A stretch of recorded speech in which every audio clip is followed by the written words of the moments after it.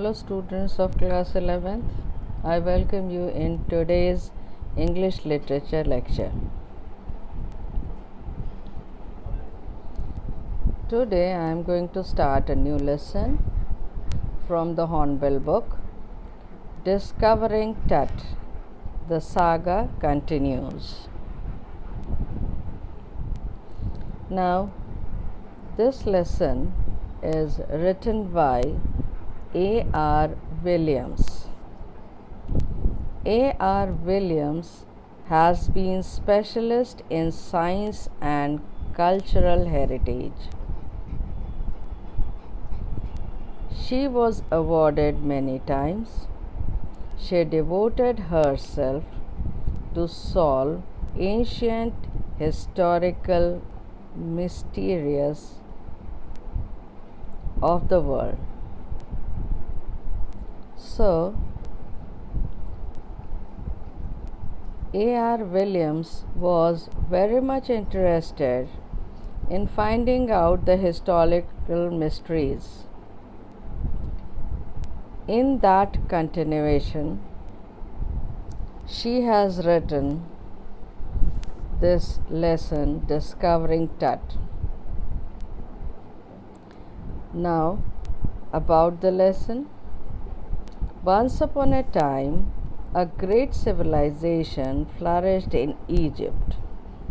At that time, a powerful royal family ruled over Egypt. The majestic tombs were left. The rulers were mummified. Tut was the last ruler of the royal family. Howard Carter discovered his tomb. बच्चों, इस lesson में टट नाम के एक राजा जो Egypt में राज करते थे, एक बहुत बड़े रॉयल फैमिली से आते थे और ये वहाँ की जो सभ्यता थी उसके आखिरी शासक थे। इन्होंने काफ़ी समय तक, लगभग 9 वर्ष तक शासन किया और फिर इनकी मृत्यु हो गई। यह मृत्यु क्यों हुई और कैसे हुई, ये एक बहुत बड़ा यक्ष प्रश्न था जिसको काफ़ी लोगों द्वारा ढूंढा गया, उसकी छानबीन की गई और हावर्ड कार्टर नाम के एक आर्कियोलॉजिस्ट ने इनके उस टूम्ब यानी मकबरा, उस मकबरे को ढूंढा जहाँ पर इन्हें दफनाया गया था। बच्चों, आपने सुना होगा कि इजिप्ट में बहुत सारे बड़े बड़े एक तिकोने आकार के कुछ स्कल्पचर बनाए जाते हैं और जो विशेष लोग होते हैं जैसे राजा महाराजा वगैरह, तो उनको उसके अंदर दफनाया जाता है और दफनाने का भी तरीका उनका बड़ा विचित्र होता है। वो शरीर को, राजा के शरीर को क्या करते हैं कि उस पे कई तरह के लेप लगाते हैं और लेप लगाने के बाद पूरे शरीर को पट्टियों से ढक देते हैं और फिर उसके बाद जो जिसमें रखना होता है, जो बॉडी का स्ट्रक्चर होता है, उसमें वो उसको उस तरह से उस बॉडी को रखा जाता है। उसके साथ ही साथ उनके प्रयोग में आने वाली बहुत सारी चीज़ों को भी उसी टूम में दफनाया जाता है। जो चीज़ें राजा को बहुत प्यारी होती हैं उन सबको रखा जाता है, जो चीज़ें राजा इस्तेमाल करते थे उनको रखा जाता है, क्योंकि इजिप्ट के लोगों का ऐसा मानना था कि वहाँ पर मृत्यु के बाद भी एक जीवन होता है। तो उस जीवन में राजा को अपनी आवश्यकताओं के लिए भटकना ना पड़े, इसलिए पहले से ही उनके लिए सारी चीज़ें रख दी जाती हैं, जैसे उनके गहने, उनके पहनने वाले कपड़े, उनके खाने पीने की वस्तुएं, उनके द्वारा प्रयोग की जाने वाली वस्तुएं, ये सब। और ये एक बहुत चर्चा का विषय रही है बहुत दिनों से, बहुत समय से, कि ये क्यों बनाया जाता है और कैसे बनाया जाता है। क्योंकि ये बड़ी विशालकाय इमारत होती है जिसका हर सिरा ढका रहता है, कहीं से भी उसमें ओपनिंग नहीं रहती है। तो ये एक विचित्र चीज़ है जो इजिप्ट को बहुत ज़्यादा मशहूर करती है। तो उसी में से एक जो आखिरी शासक थे, किंग टट, उनकी मृत्यु हुई, उनके लिए भी टूम बनाया गया। और उसके बाद फिर काफ़ी समय के बाद उनकी मृत्यु के उनके शरीर के बारे में छानबीन शुरू की गई, जो कि हॉवर्ड कार्टर नाम के आर्कियोलॉजिस्ट ने किया। अब बच्चों इस लेसन को पढ़ते हैं। He was just a teenager when he died, the last heir of a powerful family that had ruled Egypt and its empire for centuries. He was laid to rest laden with gold and eventually forgotten. Since the discovery of his tomb in 1922, the modern world has speculated about what happened to him, with murder being the most extreme possibility. Now, leaving his tomb for the first time in almost 80 years, Tut has undergone a CT scan that offers new clues about his life and death and provides precise data for an accurate forensic reconstruction of the boyish pharaoh. ये बच्चों जो चेहरा दिख रहा है, ये king टट का चेहरा है। राजा लोग वहाँ पर इसी तरह से हुआ करते थे। तो ये राजा जो थे, टीनेज में ही इनकी मृत्यु हो गई, यानी 12 वर्ष से लेकर के 19 वर्ष तक की उम्र को टीनेज कहते हैं, और उसी में इनका देहांत हो गया। ये एक बहुत पावरफुल फैमिली से आते थे। हेयर मतलब होता है कि उत्तराधिकारी, तो वो एक बहुत ही रॉयल फैमिली के उत्तराधिकारी थे। उनके दादा परदादाओं ने बहुत वर्षों तक राज किया था, और फिर उसके बाद जब इनकी मृत्यु हुई तो इनको भी एक मकबरे में दफना दिया गया। वहाँ खूब सारा सोना, हीरा, जवाहरात रख दिया गया, और उसके बाद वो लोग उसे भूल गए। और कब तक भूले रहे? 1922 तक। 1922 में जब मॉडर्न समय आ गया, उस समय कुछ लोगों ने ऐसी इच्छा जाहिर की कि इनके टूम को खोला जाए, उसमें से इनके शरीर को निकाला जाए, और उसके बाद पता किया जाए कि इनकी मृत्यु कैसे हुई और कब हुई, क्योंकि ये एक रहस्य बनकर रह गया था। तो इसलिए क्या किया गया कि कहीं ऐसा तो नहीं कि इनका मर्डर हुआ था। तो लगभग 80 वर्षों तक उनका शरीर उनके टूम में था और उसके बाद उसे निकाला गया। और क्यों निकाला गया? सीटी स्कैन करने के लिए, क्योंकि सीटी स्कैन एक ऐसा मॉडर्न तरीका है जिससे आप बहुत सारे डिजिटल फ़ोटोग्राफ्स ले सकते हैं और उसके बाद पता कर सकते हैं शरीर के हेड से लेके टो तक के बारे में कि कहाँ पर क्या हुआ क्या नहीं हुआ, मतलब किसी तरह का नुकसान हुआ, कोई हड्डी टूटी या कुछ भी, किसी भी प्रकार का डैमेज हो या कुछ एबनॉर्मलिटी हो, वो सीटी स्कैन में दिख जाता है।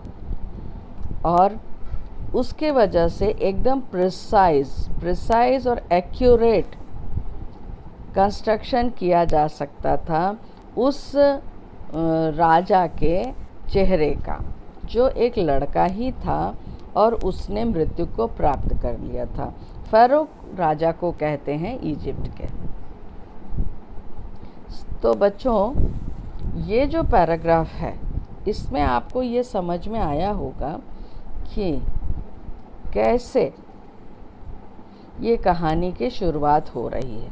यानी एक राजा जो मर चुका है और उसके बारे में, उसके शरीर के बारे में उसके मकबरे से निकाल करके और फिर से उसकी पढ़ाई की जा रही है। So I shall now explain this in English.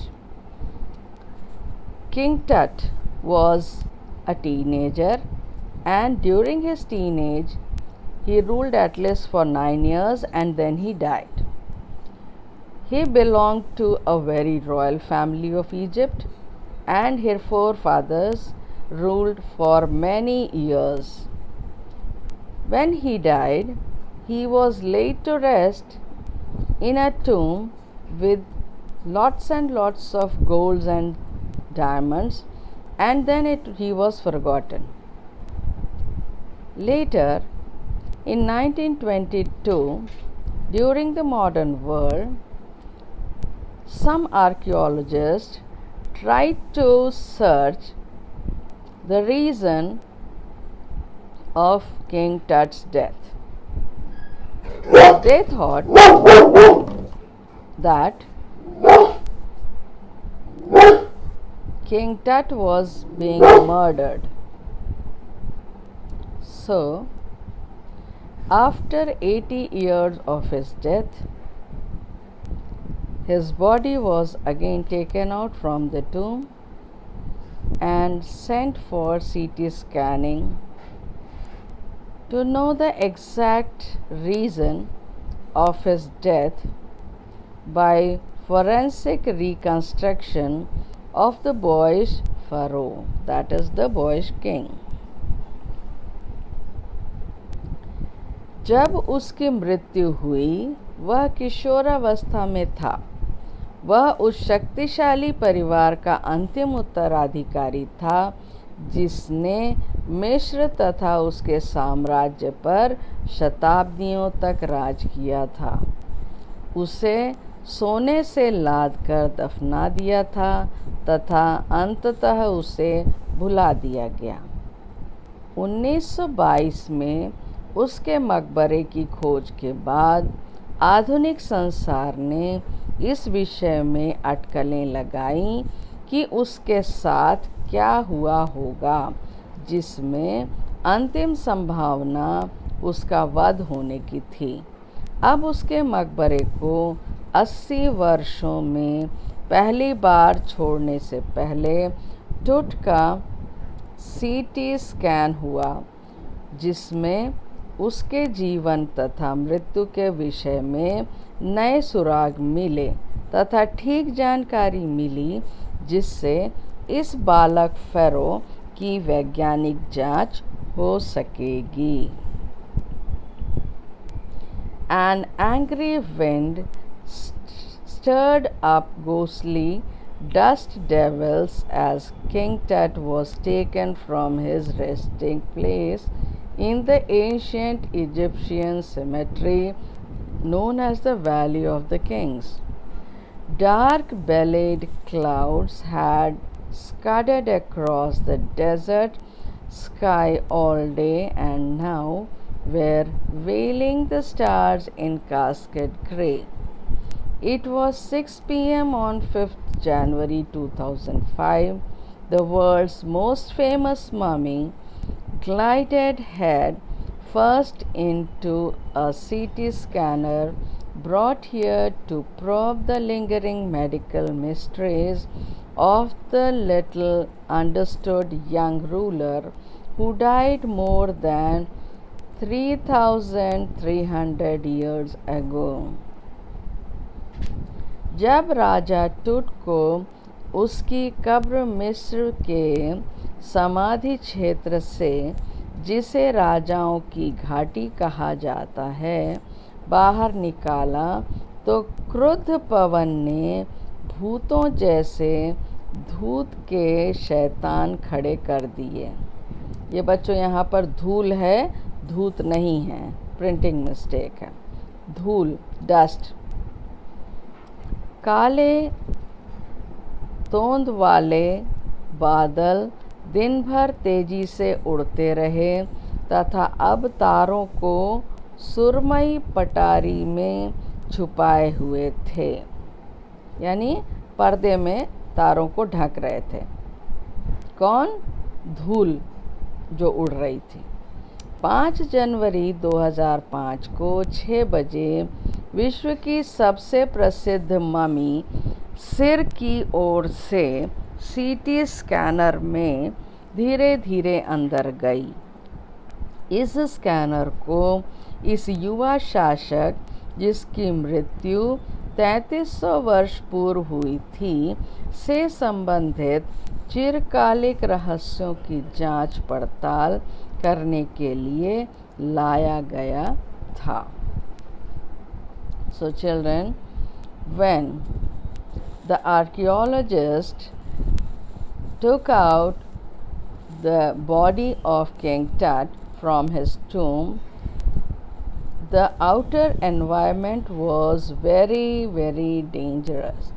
It was looking as if some ghostly dust devils have arrived and they were continuously blowing hard around the Valley of the Kings. That is the cemetery where the kings were buried. And these clouds looked very scaring. On 5th of January 2005, the body or the mummy of the King Tut was put into the CT scanner from his head, and then he was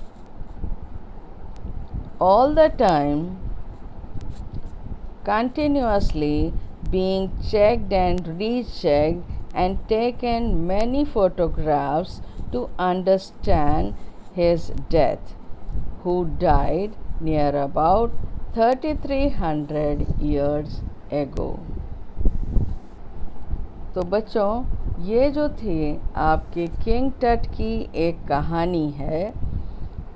the saga continues. इसका saga का मतलब होता है story. तो वो कहानी है ये राजा टट की, जो 3300 ईयर्स पहले उनकी डेथ हो गई, लेकिन उसके बाद भी लोगों ने उनके शरीर को निकाल करके और उनके रहस्य को जानने का प्रयास किया। तो उनके मृत्यु के बाद भी उनकी कहानी आगे बढ़ी, इसीलिए इस लेसन का नाम दिया गया है द सागा कंटिन्यूज। डिस्कवरिंग टट। डिस्कवरिंग का मतलब होता है खोजना, राजा टट के बारे में खोजना और उनकी कहानी को आगे कंटिन्यू करना। तो आज के लिए बच्चों यहाँ तक ही, बाकी नेक्स्ट लेक्चर में फिर से आपके लिए लेकर के आएंगे आगे के paragraphs. So thank you children.